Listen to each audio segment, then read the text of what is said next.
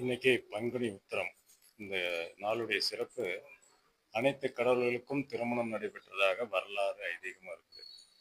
இன்னைக்கு நம்ம கோயில்ல காலையில சுமார் ஒரு 200-300 பேர் கலந்து கொண்ட பால்குட ஊர்வலம் நடந்தது. அந்த பால்குட ஊர்வலம் முடிந்து பின்னர் சாமிக்கு 12 வகையான திரவியங்களுடன் அபிஷேகம் மற்றும் விசேஷ அலங்காரமும் ஆராதனையும் நடைபெற்றது.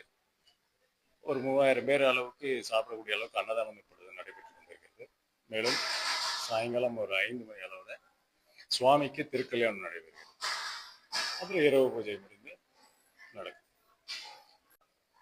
தமிழகத்திலேயே ஏன் உலகத்திலேயே சொல்லலாம், பாலதண்டாயுதபாணி 8 அடி உயரத்துல ஒரே கல்லினால் செய்யப்பட்ட சிலை. அதுவும் கருவறைக்குள்ளார இருக்குது. மீதி இடங்கள்ல பார்த்தீங்கன்னாக்கா வெளியில இருக்கும், ஓப்பன் ஸ்பேஸ் அந்த மாதிரி இருக்கும். ஆனால் நம்ம கோயில் கருவறைக்குள்ளார இருக்கிற மிக பிரம்மாண்டமான ஒரு சிலை இங்கே தான் இருக்குது.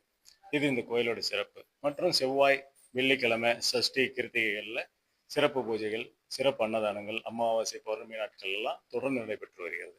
மேலும் இந்த கோயிலில் இன்னொரு விசேஷம் என்னன்னு கேட்டிங்கன்னா, அண்ணாமலையாரும் உள்ள இருக்கக்கூடிய பால முருகனும் இரண்டு சாமியுமே பார்த்தீங்கன்னா நவபாஷாணத்தால் செய்யப்பட்டது. இது இன்னொரு சிறப்பும் கூட இங்கே. அப்புறம் இப்போ புதுசாக நம்ம பெருமாளும் தாயாரும், ஸ்ரீ வெங்கடேச பெருமாளும் ஸ்ரீ பத்மாவதி தாயாரும் ஒரு ஒரு 40 நாளைக்கு முன்னாடி இந்த கோயிலில் புதுசாக நிறுவி கும்பாபிஷேகம் நடைபெற்றது. அதுவும் பெருமாளும் பார்த்தீங்கன்னா பிரம்மாண்டமான ஒரு பெருமாள், கிட்டத்தட்ட ஒரு 10 அடிக்கு மேலே உயரமான ஒரு பெருமாள் சிலை இங்கே நிறுவியிருக்கோம். இதுவும் ஒரு சிறப்பு. இந்த கோயில் நம்ம புது பஸ் ஸ்டாண்ட் பக்கத்தில், சேலம் புது பஸ் ஸ்டாண்ட் பக்கத்தில் ஸ்ரீ ராஜரிஷி ஆசிரமங்கிற பேரில் பள்ளப்பட்டி இடத்துல இருக்கு. என் பேர் ராஜரிஷி பாபு.